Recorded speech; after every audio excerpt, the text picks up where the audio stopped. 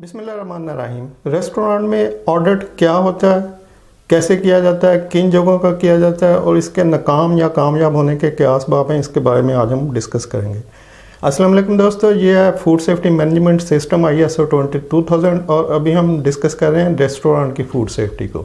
दोस्तों, अगर ये कहा जाए कि मैं मैट्रिक के एग्ज़ाम में फ़ेल हो गया तो ये फ़ेल होना क्या है?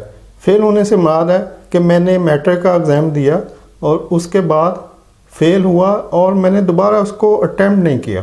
यानी फ़ेल होने से मुराद है कि मैंने दोबारा एग्ज़ाम नहीं दिया और मैं उस लाइन से निकल गया और उसके बाद मैंने कभी भी मैट्रिक नहीं कर सका। तो अगर आप किसी चीज़ को करते हैं और उसमें नाकाम होने के बाद उसको छोड़ देते हैं तो ये आपकी नाकामी है, या इसको कहेंगे फ्लॉप हो गया, फेल हो गया, नाकाम हो गया। लेकिन अगर आप किसी काम में नाकाम होते हैं और उसको फिर सेकंड अटैम्प्ट में करते हैं, फिर कामयाब हो जाते हैं, या फिर नाकाम होते हैं और फिर थर्ड अटैम्प्ट करते हैं, फिर फोर्थ, तो ये जो आपकी कंटिन्यू स्ट्रगल है कि मैंने इस काम को कामयाब करना है, उसमें दो चीज़ें आएंगी, या तो आप सक्सेसफुल होंगे या आपको एक्सपीरियंस होगा। तो अगर आप सक्सेसफुल हैं तो अच्छी बात है, लेकिन अगर आपको एक्सपीरियंस हुआ है, यानी एक्सपीरियंस से मुराद है कि आप उसको नाकामी ना समझें, आप फ्लॉप नहीं हुए, आपने उसको फिर अटैम्प्ट करना है।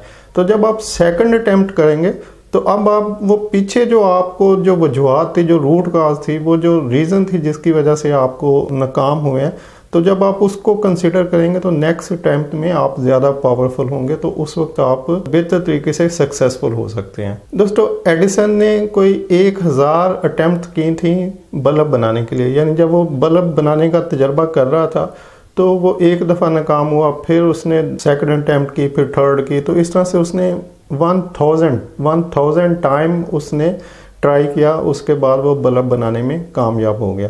तो ये जो 1000 अटैम्प्ट उसने बल्ब बनाने के लिए किए, ये उसका एक्सपीरियंस था, वो नाकाम नहीं हुआ। अगर वो छोड़ देता बल्ब बनाना कि मुझसे नहीं बन रहा, तो फिर हम कह सकते थे कि वो नाकाम हो गया। लेकिन जो उसने वो बार बार ट्राई करता रहा, तो ये नाकामी नहीं थी, ये उसका एक्सपीरियंस था। उसको हर बार एक नया एक्सपीरियंस होता था, तो जब वो नया एक्सपीरियंस लेता था तो वो उस एक्सपीरियंस की बेस पे फिर एक नई अटैम्प्ट करता था। तो हमेशा याद रखें, या तो आपको ज़िंदगी में कामयाबी मिलेगी या एक्सपीरियंस मिलेगा। नाकामी कोई चीज़ नहीं होती, नाकामी सिर्फ उस वक्त काउंट होती है जब आप उसको छोड़ दें।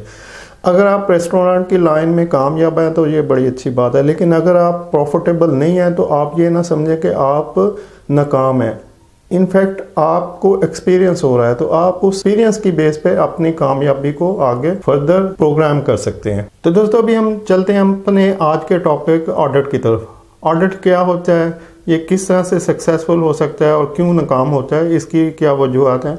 तो पहले तो ये समझिए ऑडिट क्या होता है। ऑडिट एक प्री प्लान गाइडलाइन को फॉलो करना है। जैसे कि चूंकि हम रेस्टोरेंट की फूड सेफ्टी की बात कर रहे हैं, तो रेस्टोरेंट में पंजाब फूड अथॉरिटी की तरफ से एक गाइडलाइन दी हुई है। तो वो गाइडलाइन जो PFA ने आपको दी है, अगर आप उसको एज इट इज़ इम्प्लीमेंट कर रहे हैं तो आप समझेंगे कि हमारा ऑडिट तो सक्सेसफुल हो जाएगा, लेकिन इसके बावजूद आपका ऑडिट नाकाम हो जाता है। तो इसकी क्या वजह? पहले तो ये समझ लें कि ऑडिट प्रूव करने का नाम नहीं है, ऑडिट इम्प्रूव करने का नाम है। दुनिया में 95% लोग ऑडिट में प्रूव करने में लगे रहते हैं, जबकि 5% लोग इम्प्रूवमेंट की तरफ जाते हैं।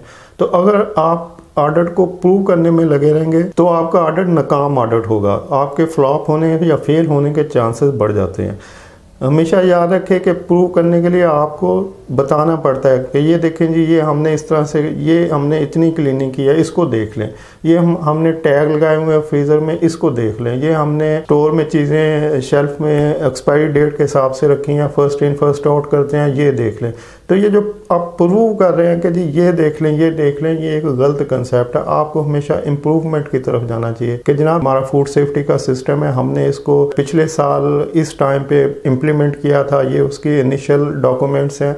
उसके बाद हमने नेक्स्ट क्वार्टर में इसको इम्प्रूव किया। जैसे फॉर एग्जांपल आपकी क्लीनिंग का प्रोसेस है, तो हमने स्टार्ट में जब ये फूड सेफ्टी सिस्टम इम्प्लीमेंट किया था तो हम 3 आवर के इंटरवल से क्लीनिंग कर रहे थे। एक पर्सन जो है वो आफ्टर 3 आवर जो है किचन को इस तरह से क्लीन करता था, इस टाइम पे वो फ्लोर क्लीन करता था, इस टाइम पे वो वॉल्स करता था, इस तरह से हम, ये हमारा टैगिंग का सिस्टम है, ऑयल चेंज करने का ये सिस्टम था। फिर हमने इसको स्टडी किया, फिर हमने ऑब्जर्व किया कि नहीं, ये जो क्लीनिंग का सिस्टम है इसका इंटरवल कम हो जाना चाहिए। तो फिर हमने आफ्टर 3 मंथ जो है ना इसको इम्प्रूव किया और इसको 2 आवर पे कर दिया ताकि ज़्यादा बेहतर हाइजीन को मैनेज किया जा सके।